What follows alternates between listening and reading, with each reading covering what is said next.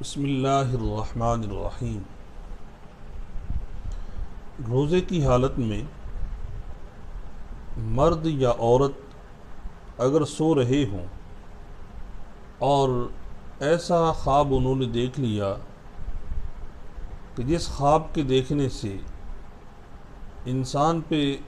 غسل فرض ہو جاتا ہے، یعنی احتلام کا ہونا،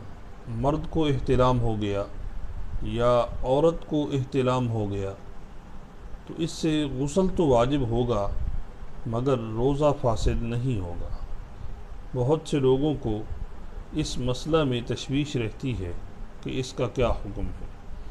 تو احتلام کی حالت میں روزہ نہیں ٹوٹتا اور اس کی کوئی قضا وغیرہ نہیں ہوتی۔ البتہ جب کسی شخص کو احتلام ہو گیا ہے اور اسے معلوم پڑ گیا کہ مجھے احتلام ہوا، تو جلد سے جلد غسل کر لے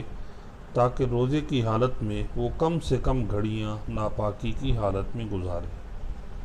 ہاں، اگر کسی شخص کو احتلام ہوا، اسے یہ مسئلہ معلوم نہیں تھا کہ روزے کی حالت میں احتلام ہونے کی وجہ سے روزہ نہیں ٹوٹتا، اس نے یہ سمجھا کہ روزہ ٹوٹ گیا ہے اور پھر اس نے کھانا پینا شروع کر دیا، قصداً ارادتاً اس نے کھایا پیا، تو اس سے اس کا روزہ فاسد ہو گیا اور اب اسے اس روزے کی قضا کرنی پڑے گی۔ یہ حکم تو تھا کہ اگر احتلام ہوا، لیکن اگر کسی شخص نے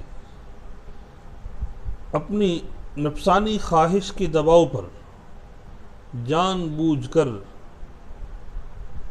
مشت زنی کی، مشت زنی کو جھلک بھی کہتے ہیں، یعنی ہاتھ کے ساتھ منی نکالنا،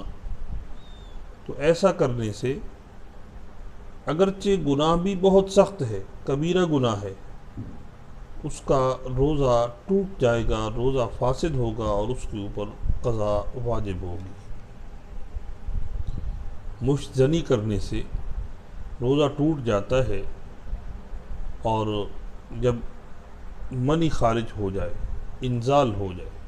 اور اس کی قضا کرنا یہ لازم ہوتا ہے۔ یاد رکھیے، روزہ فقط اپنے آپ کو بھوکا رکھ کر فارمیلٹی پوری کرنے کا نام نہیں ہے، روزہ اپنی نفسانی خواہشات کو دبانے کا نام ہے۔ تو ایسے کام کرنے سے انسان اللہ تعالیٰ کے ہاں مجرم ہوتا ہے اور اس کا روزہ اسے کوئی فائدہ نہیں دیتا کہ جب انسان اپنے آپ کو بھوکا بھی رکھے اور اپنی نفسانی خواہشات کو بھی ترک نہ کرے۔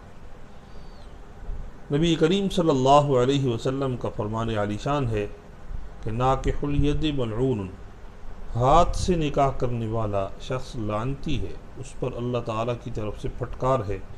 اور ہاتھ سے نکاح کرنے والے کا مطلب ہاتھ سے اپنی نفسانی خواہش کو پورا کرنے والا، یعنی مشت زنی کرنے والا شخص ہے۔